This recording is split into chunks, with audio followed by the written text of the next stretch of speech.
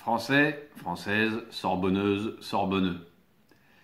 Ce texte se veut une contribution au débat sur le devenir de l'université qui a surgi à l'occasion de la mise en place précipitée et arbitraire par le gouvernement Philippe du plan étudiant-étudiante et du dispositif organisant la lutte des places à l'université, Parcoursup, qui remplace APB. Je propose cette contribution en toute humilité, n'étant pas moi-même engagé dans le combat syndical contre ces réformes, et ce qui explique le premier point, n'étant pas un enseignant titulaire à l'université, j'ai une activité professionnelle à temps plein, loin de l'université, où j'enseigne pourtant l'anthropologie et la sociologie depuis maintenant 11 ans, depuis 2006, mais où il ne s'est pas trouvé de place pérenne pour moi. Voilà la principale raison pour laquelle je suis opposé au plan du gouvernement Philippe pour l'éducation supérieure et en particulier à Parcoursup. Je ne suis pas un sélectionneur. L'établissement dans lequel j'enseigne, c'est-à-dire l'Université Paris 1 Panthéon-Sorbonne, n'a pas vocation à sélectionner ni à l'entrée, ni pendant, ni au terme du parcours de l'étudiant.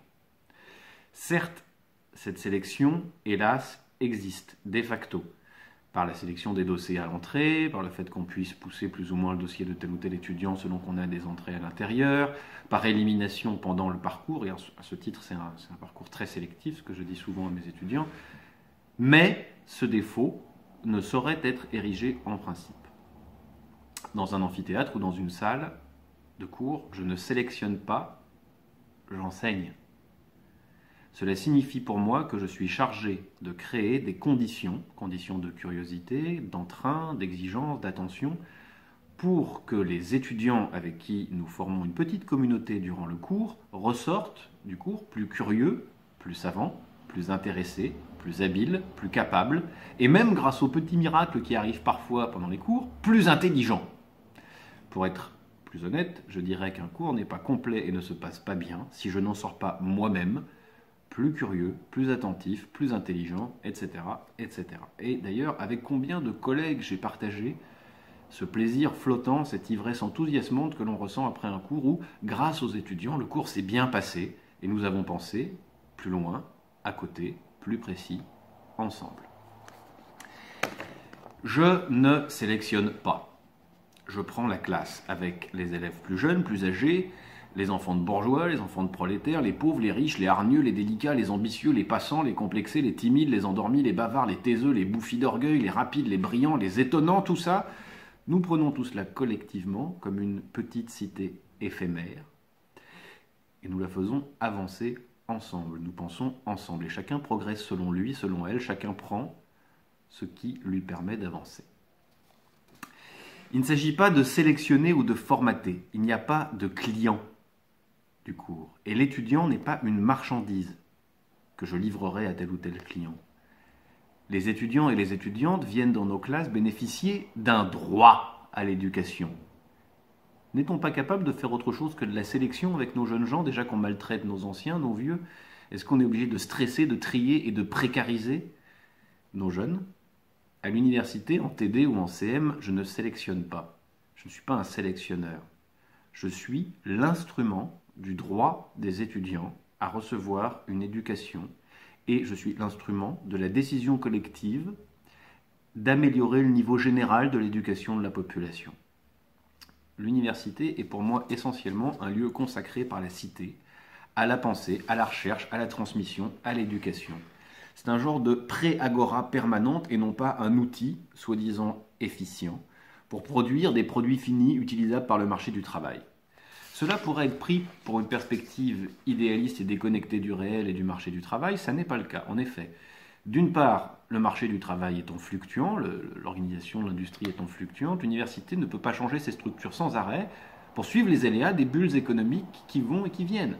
D'autre part, ce service rendu au secteur privé, la formation des Français, ne doit-il pas être essentiellement financé par ce secteur privé si chacun a besoin de son petit supplément de formation ? Si l'université devient une série de concours et de sélections, ce n'est plus l'université et surtout pas l'université populaire qu'elle devrait être.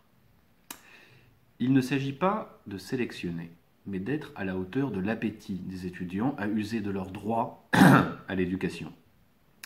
Dans cette perspective, et plutôt que de chercher à rendre plus efficient des universités dont ce n'est pas la vocation, on pourrait mettre en cause de manière globale le système de notation avant le master. Est-ce bien nécessaire? Il ne s'agit pas non plus nécessairement de former ou de déformer les étudiants et les étudiantes en fonction des attendus de tel ou tel employeur. Ce sont les étudiants qui se forment comme ils le souhaitent sur la base de mon enseignement et de ceux de mes collègues. J'ai bénéficié largement de la liberté dont il est ici question d'enseignement. Et grâce à mes enseignants, j'ai pu faire une carrière de chercheur qui me satisfait en tout point, à l'extérieur de l'université, avec un emploi, un métier, des recherches passionnantes, un champ d'action et un salaire que rien dans mes études ne permettait d'anticiper. Aussi étrange que cela puisse paraître, une filière sélective et tournée vers le marché, comme Sciences Po, que j'ai fait, ne m'a pas servi à grand-chose. Inversement, la vocation de socio-anthropologue glanée à la Sorbonne, et grâce à certains collègues qui y enseignent encore, m'a offert des perspectives professionnelles enthousiasmantes et beaucoup de liberté dans la construction de ma vie professionnelle. Enseigner à l'université, ce n'est pas sélectionner. C'est d'abord accueillir dans une communauté d'enseignants et d'étudiants. Vous savez que la Sorbonne, quand elle était fondée au XIIe siècle, c'était Universitas Magistrorum et Scholarium Pariensis, c'est-à-dire l'ensemble des maîtres et des élèves de Paris. Une communauté de maîtres et d'élèves. Bien. Mais une fois qu'on a dit ça, changement de vocation de l'enseignant à l'université impose cette espèce de sélection qui en plus n'est même pas affirmée ouvertement, mais imposée et dans l'urgence. Enseigner à l'université, mettons-nous à la place des enseignants dans les lycées. En menant les étudiants au bac, devant Parcoursup, ils les mèneront maintenant vers un diplôme inégal, les uns ayant accès à un diplôme de demi-droit, enfin donnant un demi-droit d'accès à l'enseignement supérieur, tandis que les autres seraient des étudiants de plein droit. On va avoir des bacheliers de plein droit et des bacheliers de seconde zone. C'est déjà en partie le cas en fait. Faut-il que cela le devienne en droit? Faut-il vraiment rendre en droit l'ascension sociale, structurellement et légalement impossible? Bien. L'université est aujourd'hui en bien mauvais état.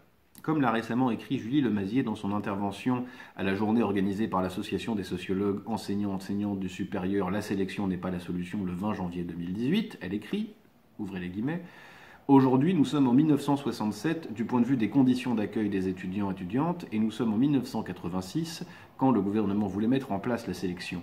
Et comme en 68 et en 1986, nous devons gagner. Vu du centre PMF, la Pierre Mendès France à Tolbiac, c'est comiquement vrai ce qu'elle écrit. Et notamment le fait qu'on soit dans les conditions d'accueil en 1967. C'est un peu d'ailleurs comme si les matériels n'avaient pas été changés depuis, même si le centre PMF est largement postérieur à 1967.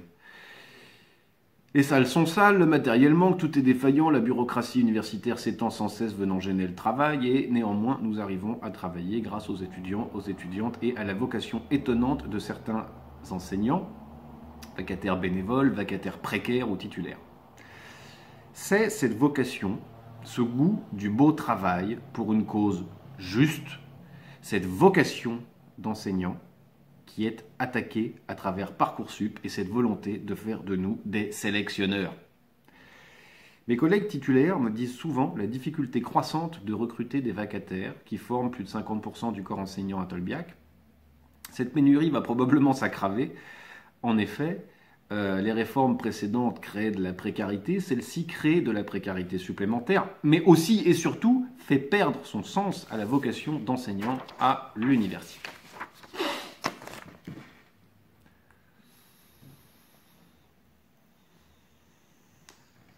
Bien entendu, on pourrait remettre en cause ces réformes de bien d'autres manières, de bien d'autres points de départ, en parlant de problèmes de rupture d'égalité des chances qu'elle institue, du non-respect du droit à l'éducation, de l'exclusion des étudiants issus du baby-boom, du dernier baby-boom en date qui nous arrive, de l'affaiblissement du niveau global d'éducation des Françaises et des Français, du manque d'investissement dans l'enseignement supérieur qui aura un impact économique sur la croissance, cette espèce de, par ailleurs, tentative grossière d'abonder un marché d'écoles privées qui vont ramasser contre monnaie sonnante et trébuchante les nouveaux exclus du système scolaire. On pourrait parler aussi du marché juteux du coaching pour étudiants en échec, ou d'ailleurs pour étudiants pas en échec, qui aura tendance à se développer grâce à ces réformes successives et à Parcoursup.